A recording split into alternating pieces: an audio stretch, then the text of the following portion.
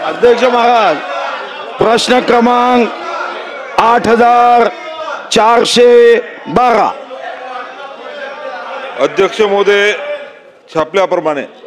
अध्यक्ष महाराज, आपण राजकीय नेत्यांना निवडणुकीला उभं राहण्यासाठी शिक्षण अनिवार्य केलं नाही, पण एखादा इंजिनियर असेल, एखादा अधिकारी असेल, मुख्यमंत्र्यांनाचा टोमणा नाही ना. आता वाघाचा विषय संपलाय. ते वाघाची शेळी झाली. सुधीर भाऊ बोला. आपण अध्यक्ष महाराज, वाघांबद्दल सर्वात जास्त माहिती त्यांना आहे. अध्यक्ष महाराज, आपण संविधानामध्ये खाली बसून बोलू नका. आवाड साहेब, खाली बसून बोलू नका. अध्यक्ष महाराज, संविधानामध्ये निवडणुकीला उभं राहणाऱ्या उमेदवाराला शिक्षण अनिवार्य केलं नाही, कारण त्यांनी काही एखादी चूक केली तर ती आपल्याला मान्य होईल. पण अधिकारी, इंजिनियर्स याची निवड करताना अध्यक्ष महाराज, आपण एखादा इंजिनियर निवडताना तो नॉन मॅट्रिक असेल तरी त्याला इंजिनियर म्हणून जबाबदारी देत नाही. जबाबदारी देताना माझा स्पेसिफिक मंत्री महोदयांना प्रश्न आहे की त्या इंजिनियरनी एखादं काम करताना ते अचूक करावं, योग्य करावं, जनहिताचं करावं, जनतेला त्रास न होणार करावी ही अपेक्षा आहे. अध्यक्ष महाराज, माझा मंत्री महोदयांना स्पेसिफिक प्रश्न आहे. आपण एखादी पूर संरक्षक भिंत बांधतो तेव्हा जनतेला पुराचा सामना करावा लागू नये यासाठी बांधतो, पण इथं अध्यक्ष महाराज 100 मीटरची भिंत बांधताना हा अहवाल तुमच्याच विभागाने तुम्हाला उत्तरासाठी दिलेला अहवाल आहे. माझे स्पेसिफिक प्रश्न आहे संजय भाऊ, आणि ज्यांचं नाव एस पासून सुरू होतं त्यांनी नो म्हणायचं नसतं, एस म्हणायचं असतं. आणि म्हणून माझा पहिला स्पेसिफिक प्रश्न की जो इंजिनियर बहुरीय आहे त्यांनी चूक केली त्याला तुम्ही निलंबित करणार आहात का? नंबर 2, याची मौका चौकशी करून त्याची सत्यस्थिती काय, त्या नाल्याची रुंदी किती आहे, त्या नाल्याच्या संदर्भामध्ये वस्तुस्थिती काय याची मोजणी भूमी अभिलेख कडून करणार आहात का? आणि नंबर 3, त्या नाल्याचा नैसर्गिक जो प्रवाह आहे तो थांबणार नाही किंवा रुकावट होणार नाही यासाठी तो नागा योग्य पद्धतीने बांधणार आहात का? आणि हे बांधण्यासाठी महानगरपालिकेची एनओसी घेणार आहात का? अध्यक्ष महोदय, चंद्रपूर शहरामध्ये आकाशवाणी मार्गातील नाल्याला संरक्षण भिंतीच्या बांधकामाचं हे जे काम आहे अध्यक्ष महोदय, हे जिल्हा नियोजन समितीकडून मिळालेल्या निधीतून झालं होतं आणि त्याला प्रशासकीय मान्यता 5/7/2023 या ठिकाणी मिळाली होती. अंदाजपत्रकीय किंमत जवळपास 98.63 एवढी होती आणि काम सुरू करण्याचा दिनांक 15/9/2024 आणि काम पूर्ण या ठिकाणी 15/12/2024. जवळपास 127 मीटर बांधकाम पूर्ण झालेलं आहे आणि त्याच्यावर खर्च अध्यक्ष महोदय 82.92 झालेला आहे. सन्माननीय सुधीर भाऊंनी आता या ठिकाणी जो मुद्दा उपस्थित केला की या भिंतीचं चुकीच्या ठिकाणी बांधकाम झालेलं आहे आणि शाखा अभियंता किंवा ज्या इंजिनियरनी हे बांधकाम केलेलं आहे त्याबद्दल स्पेसिफिक प्रश्न या ठिकाणी विचारलेला आहे. अध्यक्ष महोदय, खरं तर हा प्रश्न मदत व पुनर्वसन विभाग किंवा आपत्ती विभागाच्या माध्यमातून यायला पाहिजे नव्हतं, परंतु जलसंधारण विभागाने याचं काम केल्यामुळे खऱ्या अर्थानं हा प्रश्न माझ्या विभागाकडे आला. आकाशवाणी मार्गातील संरक्षण भिंतीचं बांधकाम अध्यक्ष महोदय, नाल्यालगत जी लोकवस्ती आहे, दरवेळेस पावसामुळे या लोकवस्तीमध्ये पाणी जात होतं आणि स्थानिक लोकप्रतिनिधींनी मागणी केल्यामुळे या पूर संरक्षण भिंतीचं काम जिल्हा नियोजन समितीमधून घेण्यात आलं होतं. अनेक वेळा त्या वस्तीला फटका बसलेला आहे आणि म्हणून सुधीर भाऊंनी जसं सांगितलं की हा नाला पूर्ण शहरातल्या मुख्य भागातून जातो, याचं संरक्षण हे रुंद किती आहे, जसं भूमी अभिलेख विभागाकडून याची सर्व चौकशी जिल्हाधिकाऱ्याच्या मार्फत करून उर्वरित बांधकामसुद्धा या नाल्याचं करण्याच्या संदर्भात जिल्हा नियोजन समितीकडे आम्ही प्रस्ताव पाठवू अध्यक्ष महोदय. तो नागा जितका रुंद होता तेवढाच राहील याची काळजी खबरदारी शासन घेणार आहे का? एवढंच आहे अध्यक्ष महोदय. Suggestion for action. नाही, तुम्ही आता अध्यक्ष महोदय नैसर्गिक नाला आहे.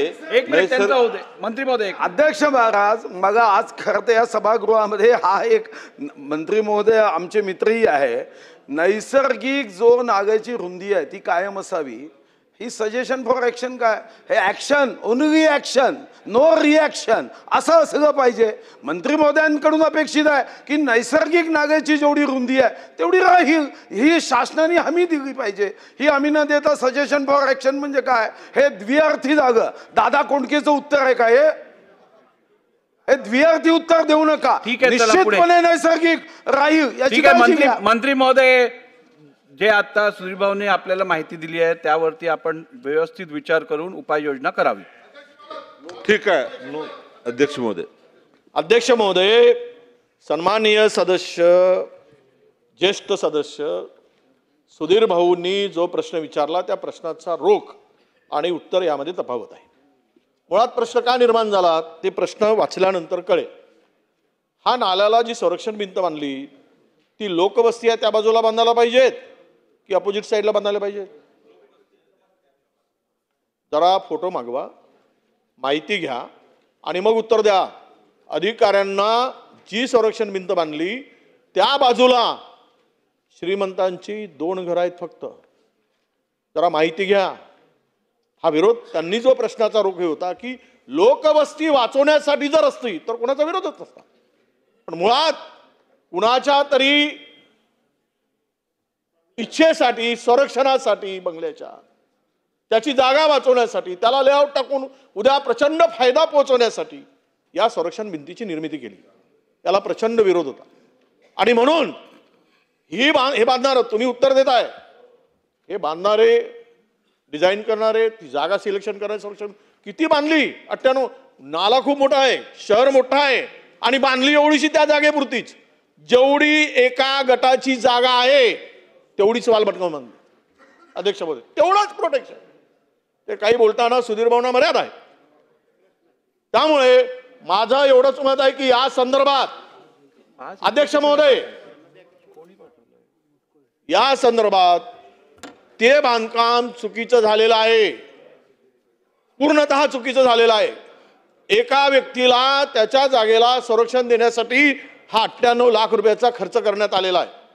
म्हणून आमचा प्रश्न असा आहे की तो नाला तर अरुंद झालाच त्याच्या बांधकामामुळे, भर टाकून तो नाला बांधलाय, नाल्यातली जागा त्यामध्ये घेतली आहे. म्हणून सुधीर भाऊंनी जो प्रश्न विचारला की नाल्याची जेवढी विड्थ आहे तेवढी शिल्लक राहील का, त्याचं उत्तर तुम्ही दिलं नाही.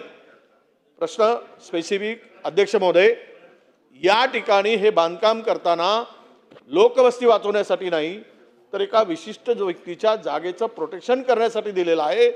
म्हणून हे बांधकाम करणाऱ्या जे दोषी आहेत, चुकीचं बांधकाम, चुकीची साईट आणि फुकटचा खर्च करणाऱ्यावर कारवाई करणार आहात का, हा खरा प्रश्न आहे.